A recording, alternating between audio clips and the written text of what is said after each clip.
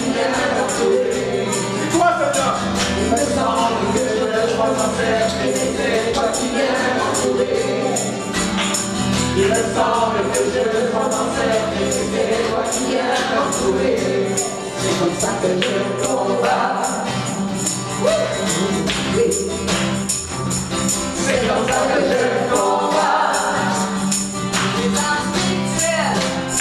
Ouais, c'est comme ça que je combat. J'ai la victoire. Amen. C'est comme ça que je combat.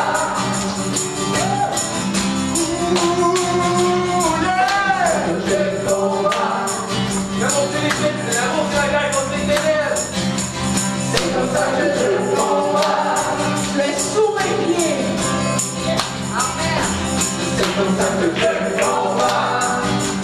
Un combat pour le royaume ce matin. C'est comme ça que je combat. Alléluia. C'est comme ça que je combat. C'est comme ça que je combat. L'amour de la guerre contre les ténèbres. C'est comme ça que je combat. Dans l'amour. Dans l'amour, oui. C'est comme ça que je combat.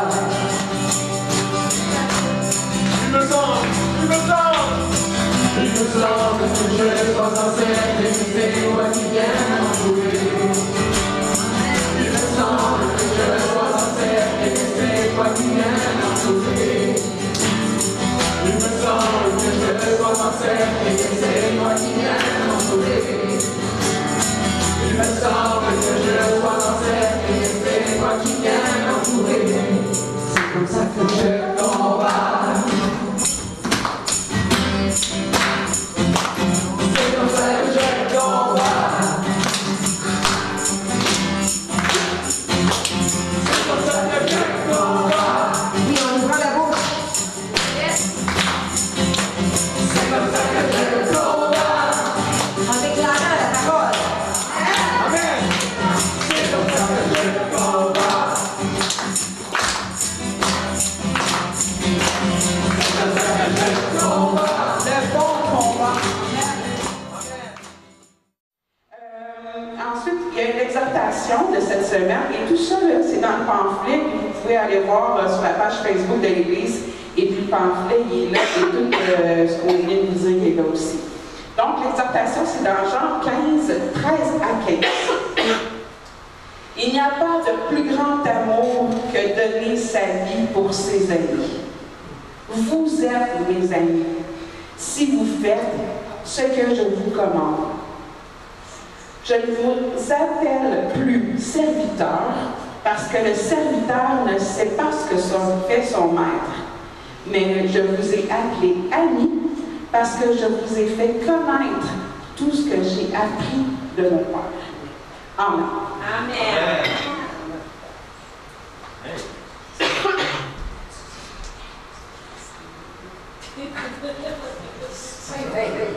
Il part de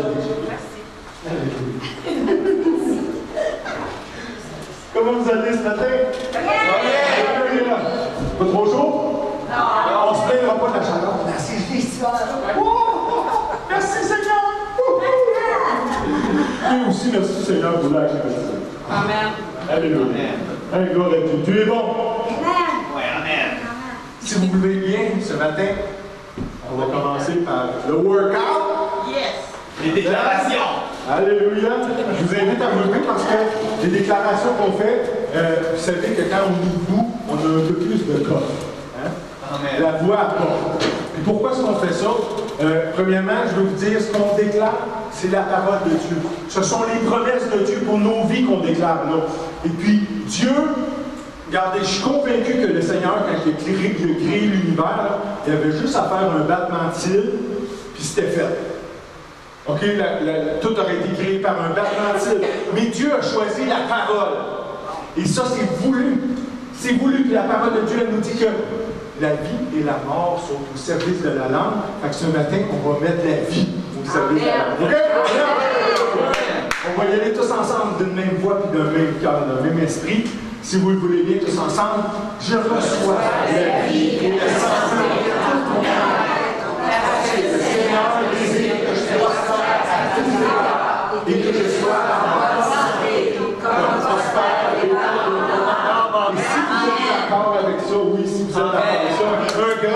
Amen. Alléluia. Je ne manque de rien, car mon Dieu pourvoit à tous mes besoins selon sa richesse avec gloire en Jésus-Christ. Amen. Je suis juste parce que Jésus s'est péché pour nous, afin que nous devenions en lui justice de Dieu. Amen. Je suis fils de Dieu vivant, car tous ceux qui sont conduits par l'Esprit de Dieu sont fils de Dieu. Amen. Je remplis les fonctions d'ambassadeur pour Christ, parce que par nous, Dieu exhorte les hommes à se réconcilier avec lui. Amen. Je suis une nouvelle créature, parce que je suis mort au péché avec Christ, et que je suis ressuscité avec lui en nouveauté de vie. Amen. Et cette vie est éternelle, parce que Dieu a donné son Fils aîné, afin que quiconque croit en lui ne finisse pas, mais ait la vie éternelle. Amen. Esprit Saint de Dieu, je suis l'articuleur de l'Église de l'Assemblée située à Sherbrooke, au Québec. Et je te déclare que je suis intéressé aujourd'hui à connaître ta direction pour ma vie, dans le plan parfait de mon Père qui est dans les cieux. Amen. Est-ce qu'on peut célébrer le Seigneur? Alléluia. Gloire à Dieu. Wow.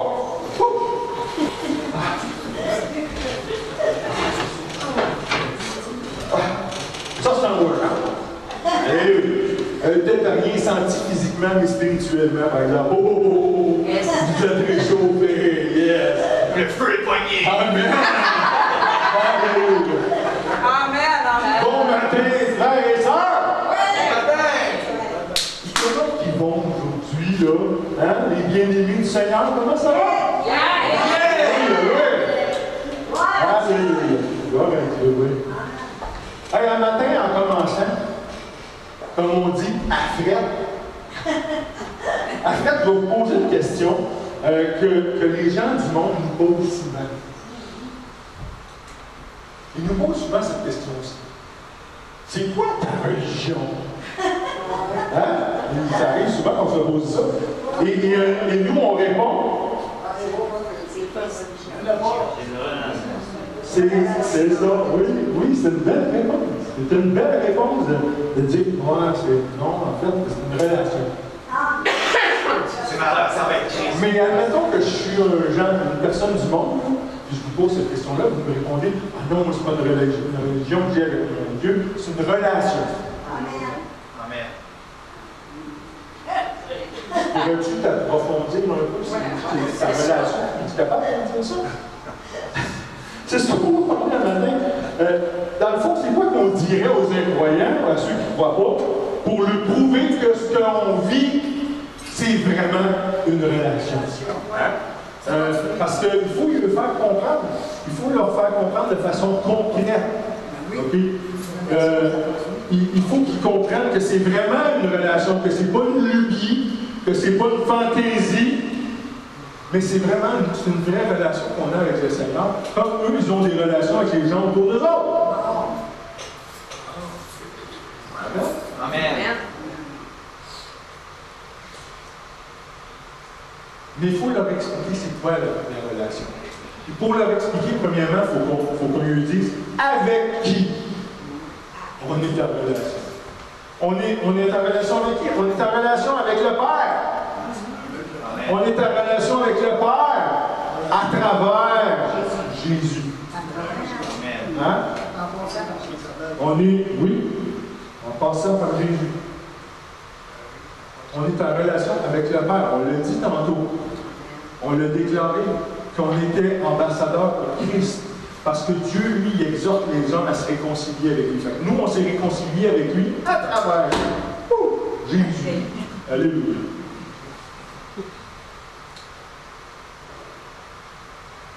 À un moment donné, dans la parole, il y a un grand sacrificateur, un prêtre,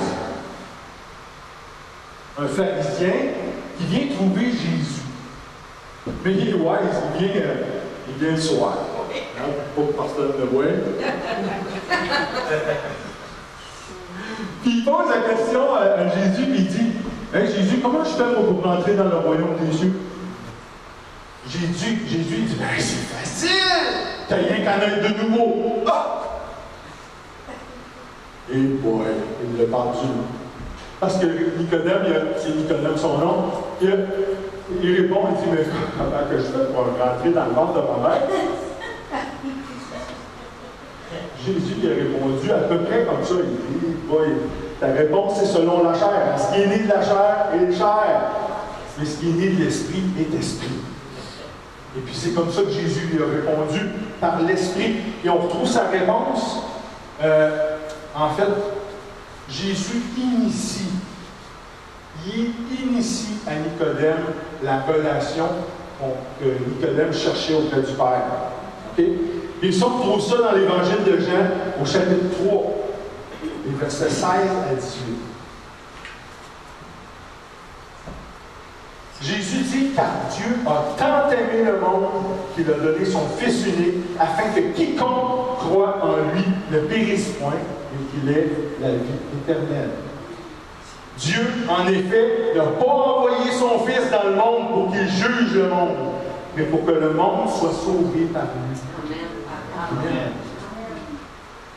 Celui qui croit en lui, dans le Fils de Dieu, n'est point jugé, mais celui qui ne croit pas est déjà jugé, parce qu'il n'a pas cru au nom du Fils unique de Dieu. Amen. Amen. Jésus, ce qu'il vient de faire, il vient d'expliquer le plan du salut.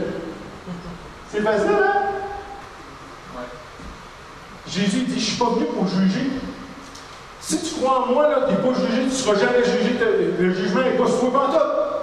Mais si tu ne crois pas, je ne te juge pas, mais tu t'es déjà jugé de ne pas avoir cru en moi. C'est ça que Jésus dit, c'est ça que la parole dit.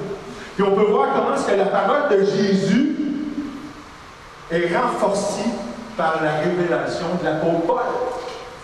L'apôtre Paul qui est l'apôtre des gentils, des païens, Paul annonce le salut. Paul nous a annoncé, nous a donné la recette pour le salut, mais à travers Jésus, à travers le réma, au 6e lieu, la parole vivante que Jésus a donnée, puis une autre parole aussi qu'on trouve en Jean, chapitre 14, versets 6 et 7, Jésus dit, « Je suis le chemin, la vérité et la vie. Nul ne vient au Père que par moi. » Si vous me connaissiez, vous connaîtriez aussi mon Père, et dès maintenant, vous le connaissez et vous l'avez vu. Dieu bénisse sa parole. Amen. Amen. À travers ces deux passages-là qu'on vient de voir, Paul il nous a expliqué comment recevoir le salut, la rédemption, la réconciliation avec le Père. Puis c'est par l'intervention du Fils, de Jésus. Quand je parle d'intervention, c'est quoi? Son sacrifice. Son œuvre à la croix. Puis on retrouve la recette que Paul nous donne, on retrouve ça en Romains chapitre 10, les versets 8 à 10. Paul il nous enseigne, que dit-elle? Donc, elle, là, c'est la parole de foi. Qu'est-ce qu'elle nous dit, la parole de foi? La parole est près de toi, dans ta bouche et dans ton cœur. Or, c'est la parole de foi qu'on prêche. Si tu confesses de ta bouche le Seigneur Jésus, et si tu crois dans ton cœur que Dieu l'a ressuscité des morts, tu seras sauvé. Car c'est en croyant du cœur qu'on parvient à la justice et c'est en confessant de la bouche qu'on parvient au salut. Ça, c'est le début de la relation. Alléluia. C'est le début. Et puis, comprenez-moi bien, est-ce que là-dedans, il est question de baptême? Paul, as-tu parlé de baptême? Non. Okay. Je ne parle pas contre le baptême, au contraire, c'est bien important que vous me compreniez là-dessus. Je ne parle pas contre le baptême, mais trop souvent, les gens disent « Ah, je vais être baptisé, je vais être sauvé. » Pour être sauvé, il faut que tu crois. Il faut que tu crois sincèrement dans ton cœur. Il faut que tu confesses Jésus-Christ, le Seigneur de ta vie, de ta bouche. C'est ça qu'il faut que tu fasses pour être sauvé. Le baptême, là, c'est une conséquence. OK? C'est une conséquence irrésistible pour celui qui est né de nouveau, là. C'est un désir que tu ne peux pas réprimer. C'est un désir que tu ne peux pas résister. Comme notre frère Brandon. Amen. Notre frère Brandon a accepté Christ. Il est né de nouveau. Vous savez-vous pourquoi que je peux dire qu'il est né de nouveau? Parce qu'il y a le feu. Il désire ardemment se faire baptiser. Ça, c'est la conséquence d'être né de nouveau. Hein? Tu ne te fais pas baptiser pour être sauvé. Tu te fais baptiser parce que tu es déjà sauvé. Alléluia! Exactement. Gloire à Dieu. Puis ça, c'est le début de la relation. Et que je t'envie, Brandon, vraiment. Puis au début de ta relation avec Dieu, alléluia, c'est le fun, c'est beau, c'est bon, c'est intense, c'est fort, c'est chaleureux. Alléluia! Amen. Amen. Mais ce que je viens de dire là, on est capable de l'expliquer quand quelqu'un nous dit « plus de religion ». Il faut être capable de, peut-être pas dire tout ce que j'ai dit là, peut-être pas de sortir tous les passages que j'ai dit là, mais on est capable de l'expliquer. Si vous avez le feu en dedans de vous, si vous avez l'Esprit Saint, on va le voir encore, si vous avez l'Esprit Saint en dedans de vous, ça va se manifester tout seul. Alléluia! Amen. Quand on a dit que c'était le début, c'est sûr que ça ne s'arrête pas là. Hein? Qu'est-ce qui s'est passé quand tu es né de nouveau?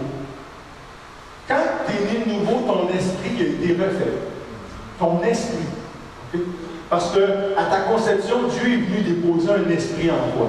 Parce qu'on l'a vu déjà, l'être humain est un être en trois parties. L'esprit, l'âme et le corps. D'accord? C'est un merveilleux corps que vous avez de corps.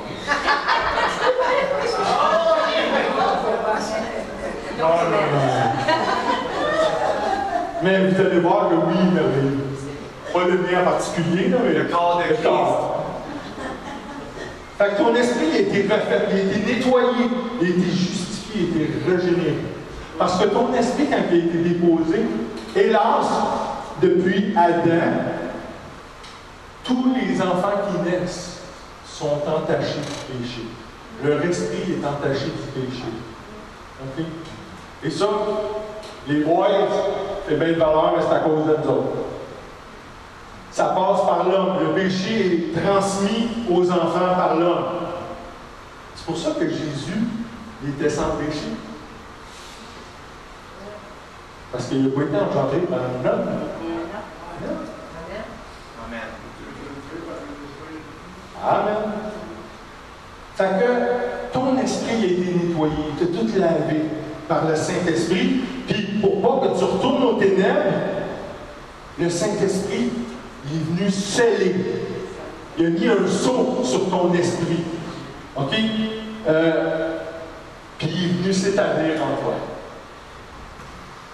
Il est venu en toi, que Dieu, l'Esprit Saint, en toi. Alléluia! Hey, c'est pas une mince affaire, là! C'est une autre facette, ça fait souvent qu'on oublie notre relation. Oui, j'ai une relation avec le Père. Oui, je prie au Père pour obtenir des choses. Oui, je rends grâce au Père. Mais on oublie aussi que dans notre relation, Dieu est en nous. Dieu, Esprit Saint, est en nous. Hélas, on l'oublie un petit peu trop. Mais c'est pas grave, il est toujours là pour nous le rappeler. Alléluia! Et c'est quelle évidence qu'on a de ça? On va dans la première lettre de Paul aux Corinthiens, au chapitre 6, les versets 19 et 20. Notre frère Paul, dit Paul, il nous dit, ne savez-vous pas que votre corps est le temple du Saint-Esprit qui est en vous, que vous avez reçu de Dieu et et que vous ne vous appartenez point à vous-même. Car vous avez été rachetés à un grand prix. Glorifiez donc Dieu dans votre corps et dans votre esprit qui appartiennent à Dieu. Amen. Avez-vous marqué la dernière partie du verset 20? Glorifier, donc on doit glorifier Dieu dans notre corps et dans notre esprit, parce que maintenant, les deux appartiennent à Dieu. Amen.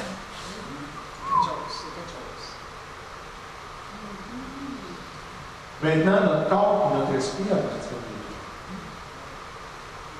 Wow! Je ne suis pas un exemple non plus. Ça arrive des fois que mon corps, j'en abuse. OK? Je le traite pas bien. Qu'est-ce que je veux dire par pas bien le traiter? Il y a un paquet de choses. Il y a un paquet de choses. Il y a un paquet de choses que le monde fait. Mais quand c'est le monde qui le fait, c'est pas trop grave parce que le monde ne connaisse pas Dieu et n'ont pas reçu l'Esprit de Dieu en eux. Mais quand c'est le corps de Christ, par exemple, puis dans le corps de Christ, j'ai vu toutes sortes de choses. Il y a des gens que. Et je ne juge pas, des fois, les gens se font.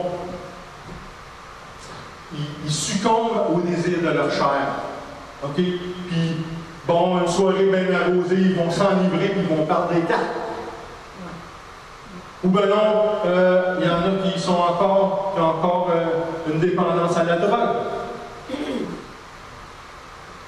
Mais ça va partir.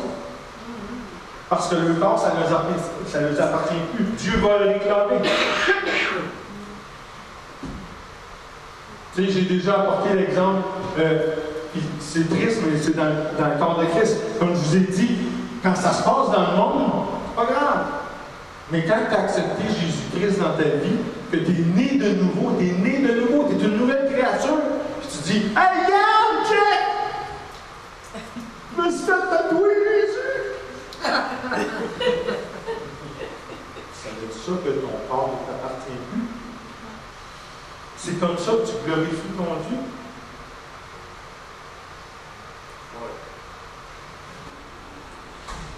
Regarde, si mon corps ne m'appartient plus, comment ça se fait que je suis tout croche? Hein? Comment ça se fait que je suis malade et qu'il y a des parties de moi qui ne fonctionnent pas?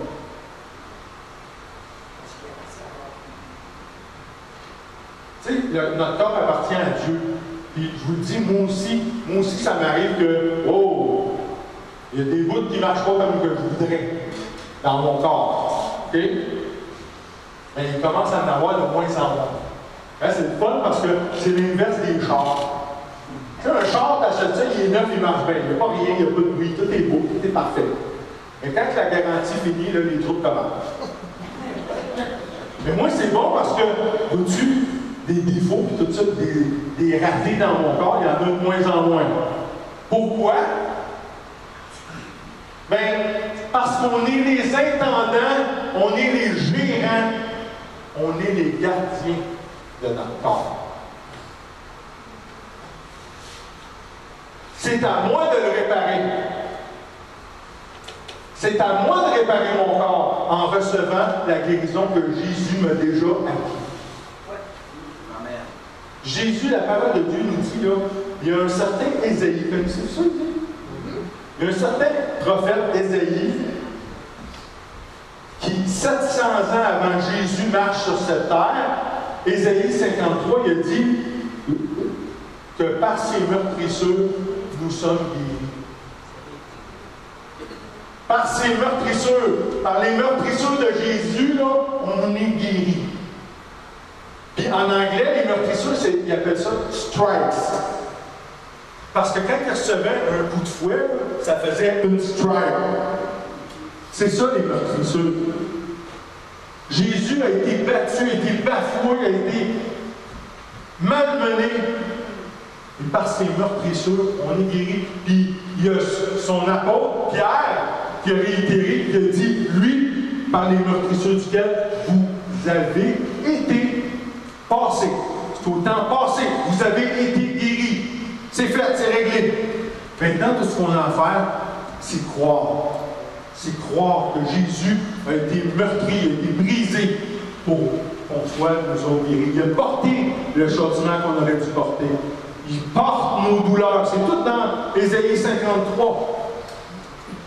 Il a tout fait ça, afin que maintenant, tout ce qu'on a à faire, c'est croire. Seigneur, je le crois, je le reçois. Je reçois ce que tu as fait pour moi, je le reçois. Je crois profondément que tu l'as fait pour moi en particulier. Je reçois la guérison que tu as gagnée pour Yann. Appropriez-vous-la. C'est ça de se réparer. C'est à moi aussi, mon corps, de l'entretenir, de le fortifier, de renouveler ça, cette affaire-là et tout. Surtout, c'est à moi de défendre mon corps contre l'ennemi. Tout parce que notre corps n'est pas scellé. Notre esprit l'est, notre corps n'est pas scellé. Fait que l'ennemi, il a le beau jeu de rentrer, il venir foutre le trouble quand il veut. OK? Mais on a à le défendre. On a à le protéger. Vous savez, Adam, qui connaît Adam ici? C'est votre Bible, hein? Adam, là, Dieu lui avait donné une responsabilité. Il a dit, regarde le beau jardin, protège-les. Je te donne la mission, c'est ton mandat de protéger le jardin. Bon, Adam ne l'a pas fait, c'est une autre affaire, ça sera peut-être un autre prêche à un moment donné, mais notre corps, c'est notre jardin. Comme Dieu a donné à Adam de protéger le jardin en Éden, on a à protéger notre corps aujourd'hui. Ce qui fait que quand un moment donné, vous aurez, tu sais, je ne sais pas, il est mal à la gorge. Arrête ça tout de suite. Arrête ça tout de suite. Tu laisses pas ça rentrer en dedans de toi. Mal de gorge, sors de mon corps par le nom de Jésus. Amen. Je te tolère pas dans mon corps c'est le temple de l'Esprit Saint. Ah ouais, là, par le nom de Jésus. Amen. Tolérez pas ça. Laissez-les pas rentrer. Laissez-les pas s'installer. Mais j'en reviens sur.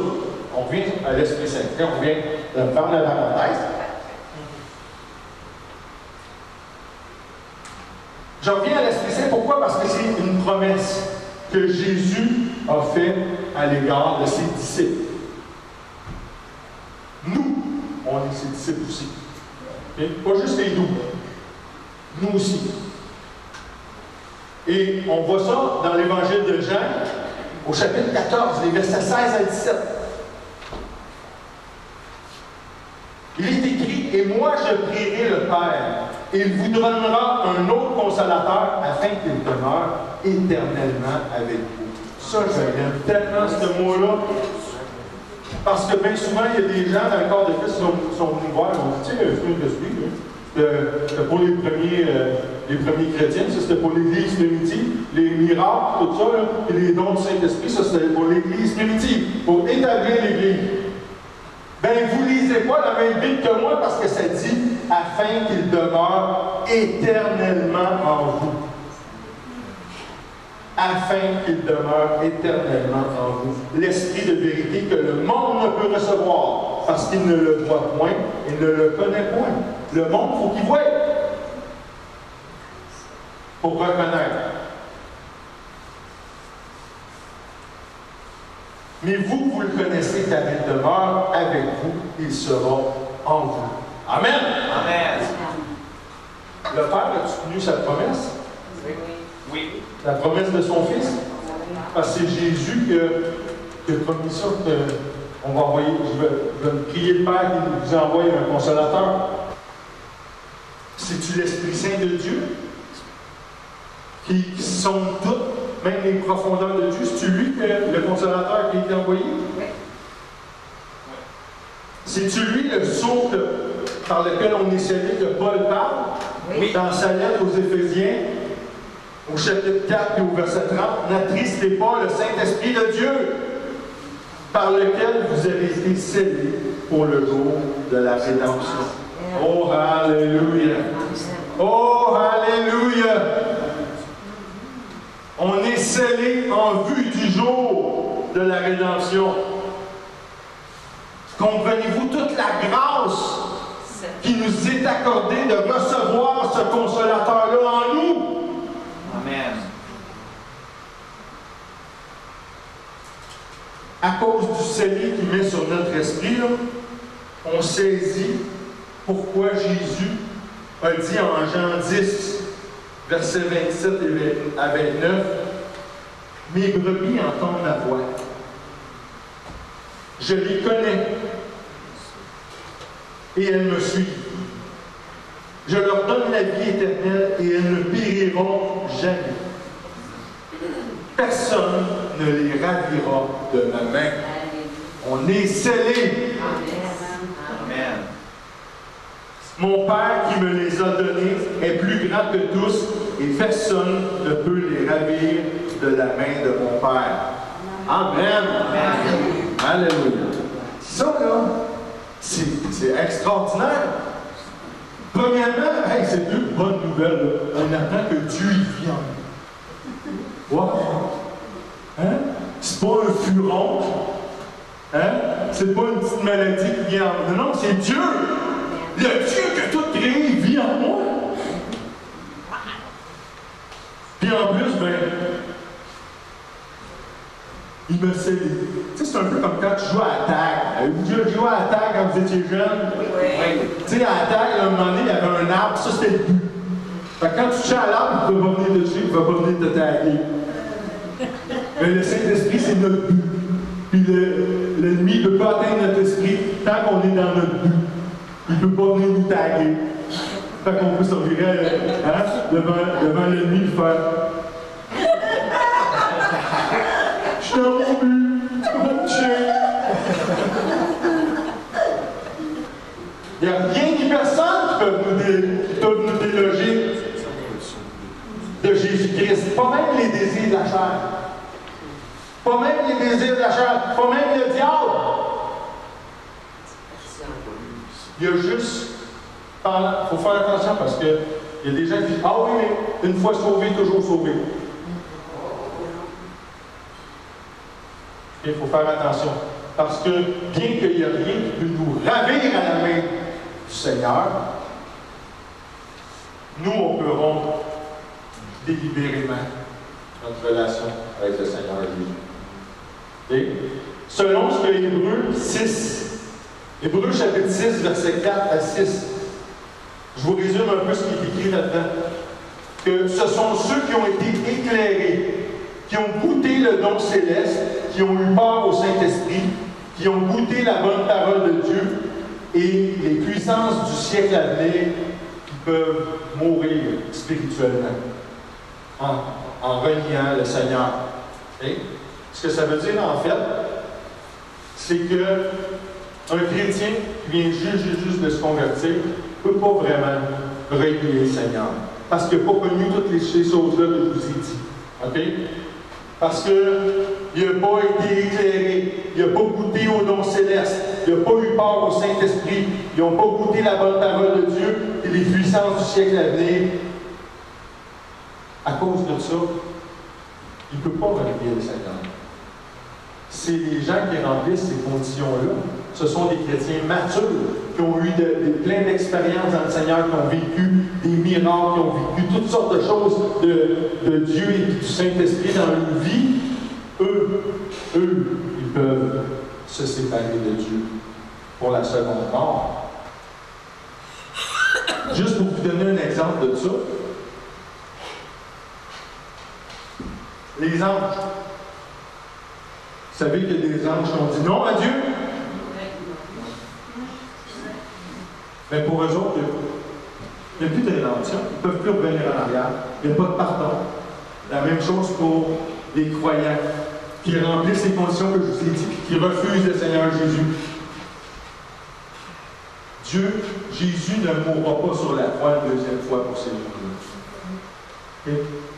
C'est pas vrai de dire qu'une fois sauvé, toujours sauvé. Mais il n'y a rien qui peut vous arracher. Comprenez? Alléluia! Amen. Ça, c'est une relation. On commence à parler d'une relation. On va regarder un autre aspect de notre relation, OK? Ça vous tente-tu? Oui. On va parler de mentorat. Connaissez-vous ça, du mentorat? Oui. Tu sais, mentorat, là, quand on parle d'un mentor, si vous avez mieux un maître, hein, on ne peut pas passer à côté des apprentis, des disciples. OK? Disciples. Moi, j'aime ça, ce mot-là, parce que avez-vous remarqué que dans le disciple, il y a le mot disciple, discipline. C'est des mots de même famille. Et moi, des fois, je me reviens et je me dis, oh boy, j'ai besoin d'être plus disciple. J'ai besoin d'être plus discipliné. Mais des disciples, on peut s'entendre que c'est des débutants qui veulent apprendre d'un maître. On est d'accord là-dessus? Oui. Quand on vient à Jésus, on peut avoir un désir. Un désir. Qu'est-ce que je dis là? Pas un désir, c'est tellement fort que ça devient, c'est un besoin de servir, d'œuvrer comme Jésus lui-même le fait. Hein? On l'appelait Rabbi, on l'appelait Maître, Jésus. Mais vraiment, Jésus, c'était lui le bon berger. Puis le bon berger est au service de ses brebis. C'est comme ça qu'on rentre dans le corps. C'est comme ça qu'on rentre dans le corps de Christ. En Matthieu, chapitre 28, verset 19, Jésus dit, « Allez et faites de toutes les nations des disciples. » C'est comme ça qu'on entre dans le corps de Christ. Les baptisant au nom du Père, du Fils et du Saint-Esprit. Comme les apôtres de Jésus, qui l'ont suivi pendant son ministère terrestre, nous aussi, on suit les enseignements de Jésus. On pratique les œuvres que Dieu a préparées d'avance pour nous autres. Mais un disciple, ça reste toujours un disciple. Un apprenti, là, ça va-tu demeurer un apprenti toute sa vie? Non. Tu sais, si j'ai besoin d'être un apprenti, tu commences, j'ai jamais fait de crochet de ma vie. Mais je commence à faire du crochet. Voyez-vous l'image? Y a-t-il une image qui se montre? C'est beau, hein? Ah oui? Puis je commence à faire du crochet, donc je suis un apprenti crocheteur. Mais je vais-tu rester un apprenti toute ma vie? Non. À un moment donné, je vais être capable de le faire au centre de table.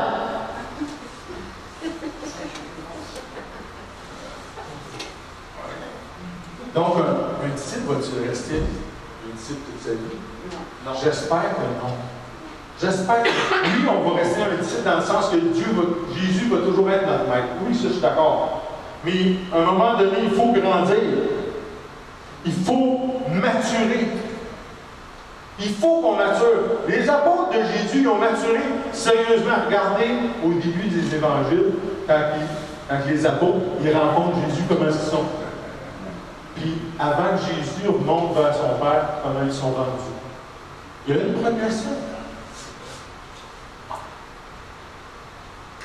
Ils ne sont plus des disciples. Et on voit ça dans l'évangile de Jean. On se trouve dans le jardin du tombeau, le 3e jour. Puis le 3e jour, Marie, elle tombe devant un homme. Puis cet homme-là, c'est Jésus. Mais elle, c'est beau. Jésus lui dit, « Femme, pourquoi pleures-tu? Qui cherches-tu? » Elle, pensant que c'était le jardinier, lui dit, « Seigneur, si c'est toi qui l'as emporté, dis-moi où est-ce que tu l'as mis et je le prendrai. » Jésus lui dit, « Marie. » Elle se retourna et lui dit en hébreu, « Rabouni », c'est-à-dire « Maître. » Jésus lui dit, « Ne me touche pas, car je ne suis pas encore monté vers mon Père, mais va trouver mes frères. Et dis-leur que je monte vers mon Père et votre Père, vers mon Dieu et votre Dieu. » Mes frères et sœurs, c'est probablement sans doute la plus grande révélation de la parole. C'est probablement une des plus grandes révélations parce que avant ça, avant l'épisode avec Marie, Jésus n'avait jamais mentionné Il n'avait jamais appelé les 11, parce qu'il en reste 11 rendus là, ses frères. Ça avait toujours été ses disciples. Ah, mes disciples. Mes disciples. Hein? Mais là, Jésus dit, va vers mes frères.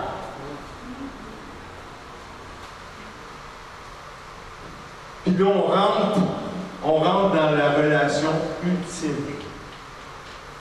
L'adoption. La partie ultime de notre relation avec Dieu. L'adoption. Parce que Jésus a ouvert la voie pour ceux et celles qui croient en lui d'entrer dans sa famille, dans la famille de Dieu. Amen. Alléluia. Hey, on peut se réjouir de ça, là. Yes. Ce ne sont plus juste des disciples. On n'est plus juste des disciples. On est des frères et des sœurs ayant des liens aussi forts que ceux du sang. Savez-vous pourquoi, quand je vous interpelle, je vous appelle mes frères, mes sœurs? Mes frères, mes sœurs en Christ.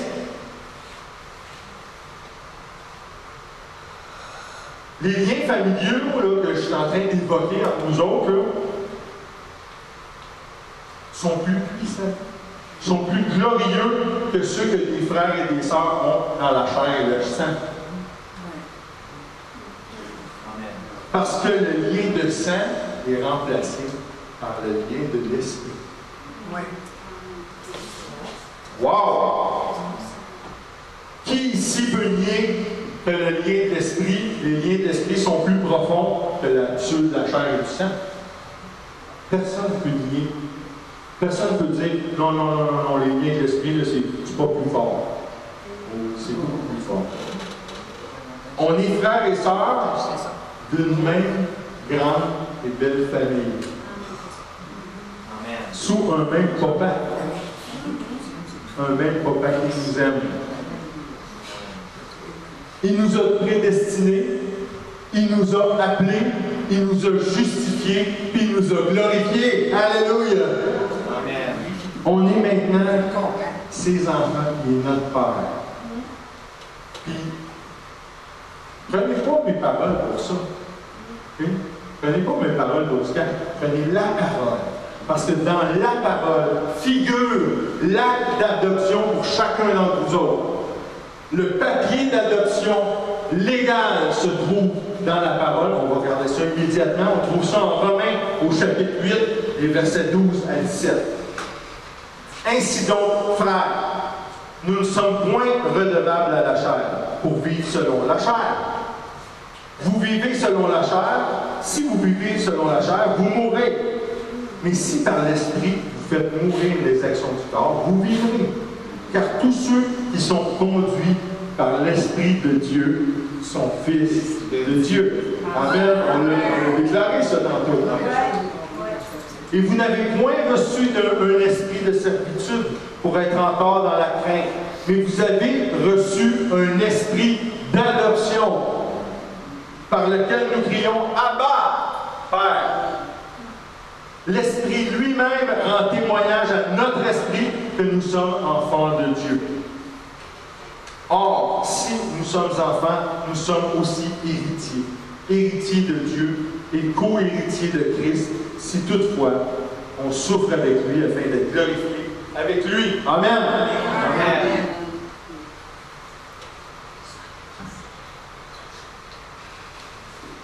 Bon, là, la relation est complète. Hein? Tout est correct comme ça? Oui. Oui. On est safe? Oui. Hein? Si on est safe, là, oui, on est safe quand on parle de rédemption, mais si c'était vraiment réglé, si c'était tout, qu'est-ce qu'on fait encore ici? Qu'est-ce qu'on fait ici? Tout est réglé, là, tout est beau! Go, on retourne avec Jésus, ça presse. Mais non. Faut qu'on comprenne qui ici qui a déjà fait du théâtre. Juste une petite pièce ou quelque chose qui en a déjà fait. Hein? Bien souvent, les cours de français, on n'a pas le choix. Mais dans le théâtre, là, il y a un phénomène qui s'appelle la générale. Ça, là, ça se passe la veille de la représentation, la veille de la pièce comme telle. Tout le monde s'habille, tout le monde a le costume, puis ils font pareil, comme si c'était la vraie pièce. OK? Ils font vraiment tout comme si c'était une générale. Bien, notre vie ici, présentement, c'est une générale.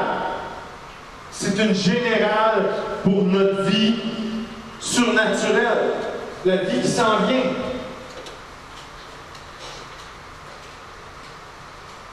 La vie dans laquelle le Seigneur, il nous appelle à régner avec lui en tant que son épouse. On va tous faire partie de l'épouse du Seigneur. Amen? Amen. Vous êtes sûrs? Oui. Oui. Hey, alléluia. Il faut être sûr. Et on bénéficie du temps ici. Pourquoi? Pour se préparer. Pour se préparer, pour renouveler notre intelligence, nos pensées, pour devenir semblables à l'image du Fils de Dieu. Aïe, aïe, tout un moyen contrat. Mais c'est pourtant ce que la parole de Dieu nous demande. En Romains chapitre 8, verset 29, c'est exactement ça qui nous est demandé. De devenir semblable à l'image du Fils de Dieu. Fait qu'il faut qu'on commence à renouveler nos pensées, changer nos pensées. Parce que changer nos pensées, ça va nous aider à gouverner avec le Seigneur Jésus. Amen? Amen. La relation que Dieu veut vraiment établir ultimement avec nous, c'est une communion. Je vous ai déjà donné l'explication de c'est quoi une communion. Vous savez c'est quoi une communion? Une communion, je vais vous le dire, c'est un échange parfait. Un échange parfait. Déjà là, on part avec deux prises. C'est un échange parfait d'idées et de sentiments entre deux personnes. Fait que si on veut avoir un échange d'idées parfait avec notre Dieu, ça a besoin d'être fait. Puis, Dieu, il veut que ça se passe dans un cadre de sainteté. Pourquoi? Parce que sa présence, ça commande ça. Sa présence commande la sainteté. Le péché, là, ça ne peut pas exister à la même place que le Père se trouve. Il ne peut pas avoir de péché en présence du Père. Ah, c'est pour ça d'abord, c'est pour ça qu'on est justifié par nos propres forces. Non, pas par nos propres forces. Par nos bonnes actions. Par la grâce de Dieu. Amen. On est justifié et lavé, purifié par la grâce que Dieu nous accorde. Par la foi qu'on a dans le sacrifice. Le sacrifice parfait de Jésus. Mais voyez-vous, comment est-ce qu'on peut apporter la bonne nouvelle? Comment est-ce qu'on peut apporter la bonne nouvelle de l'œuvre salvatrice de Jésus? Que Jésus il a accompli au Calvaire. Comment est-ce qu'on peut apporter ça aux non-sauvés si on ne connaît même pas nous-mêmes la profondeur de notre relation avec lui? Si on ne connaît pas tout, quoi? Tout ce que le Seigneur nous a octroyé quand il a complété son ministère terrestre et il est remonté vers son Père. Jésus nous a octroyé l'autorité. Juste ça. L'autorité.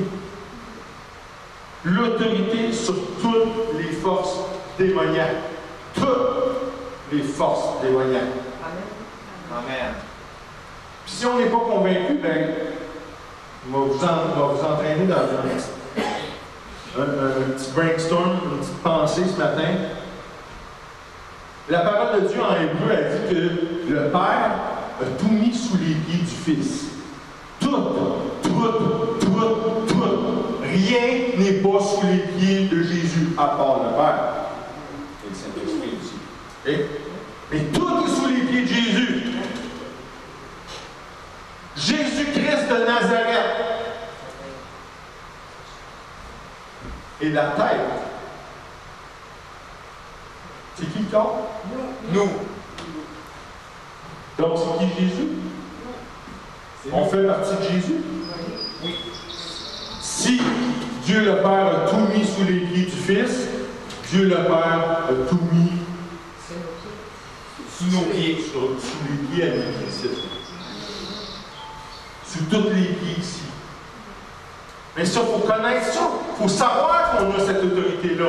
On a autorité sur tout le surnaturel. Tout, sauf Dieu. On a l'autorité sur la maladie, la douleur, sur le manque, sur la pauvreté. On a l'autorité là-dessus. On a l'autorité pour briser le péché. Quand on le voit devant nous autres, on a moyen. C'est nous autres qui va mettre un frein à ça. On a l'autorité sur la terre. De la même façon que Dieu avait donné l'autorité au premier Adam, on a l'autorité sur cette terre. Amen. Que Dieu, ensuite, c'est nous. Ensuite, les forces angéliques, qu'elles soient bonnes ou mauvaises. Puis finalement, il y a les humains non sauvés. Puis bon, je laisse tomber les animaux, tout ça en dessous, là. Mais c'est ça l'ordre de l'autorité sur la terre. Il faut savoir que faut savoir qu'on a ça, cette autorité-là. On n'a pas ça, cette autorité-là, pour faire bon ce qui nous plaît. Non, c'est pour nous servir dans notre démarche avec le Seigneur. Amen. Amen. Fait que si tout ça, c'est nouveau pour vous autres, ben, je vous invite, on peut s'asseoir ensemble et on peut raisonner ensemble, comme la Bible nous dit de faire. Puis si vous connaissez ça, puis ça ne semble pas se manifester dans votre vie, bien, on peut s'asseoir ensemble et raisonner ensemble et faire comme la Bible nous dit de faire. Amen. Amen. Vous savez de quoi je vous parle?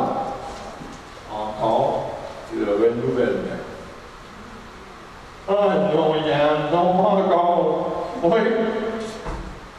On vient encore sur le renouvellement des pensées. Parce que si vous m'avez entendu tantôt, qu'est-ce qui appartient à Dieu? Notre esprit. Le corps et l'esprit. Notre corps. Je n'ai jamais parlé de notre âme. Notre âme, nos pensées, nos sentiments, nos émotions, on doit renouveler ça. On doit renouveler ça à la lueur de la parole de Dieu. OK? On ne renouvelle pas ça à la lumière du séjour. Ou bien du Allo-Police. C'est important. C'est important de renouveler ça. Oui, si on veut atteindre la communion avec le Seigneur. Jésus, là, il a dit que on entrerait dans le royaume si on était des petits-enfants. OK? Dans la foi. Dans la foi. Il faut avoir la foi comme un enfant. J'ai déjà parlé de c'est quoi avoir la foi comme un enfant. Moi, quand j'étais petit, mon père me dit « Hey, je vais t'acheter un vélo. » C'est réglé. C'est réglé. J'allais voir tous mes chums. « Hey, j'ai un vélo, j'ai un vélo. » Je me regardais et disais « T'es à pied. » Ah non, mais regarde, moi c'était clair, c'était réglé, là. Mon père m'avait dit « Je t'achète un vélo. » Je l'ai, le vélo. C'est ça, moi, la foi comme un enfant. Mais, dans notre vie en Christ Jésus, il faut être mature, il faut être solide. Il faut qu'on soit édifié et exhorté, il faut qu'on soit fort puis assuré. Parce que c'est comme ça que notre lumière, elle ne vacillera pas. Puis elle ne s'éteindra pas au moins de coups de vent. Soyez bénis. Soyez bénis puis inébranlables dans le Seigneur Jésus-Christ, notre époux, notre Seigneur dans lequel on a la vie éternelle. Je vous bénis. Passez une belle semaine.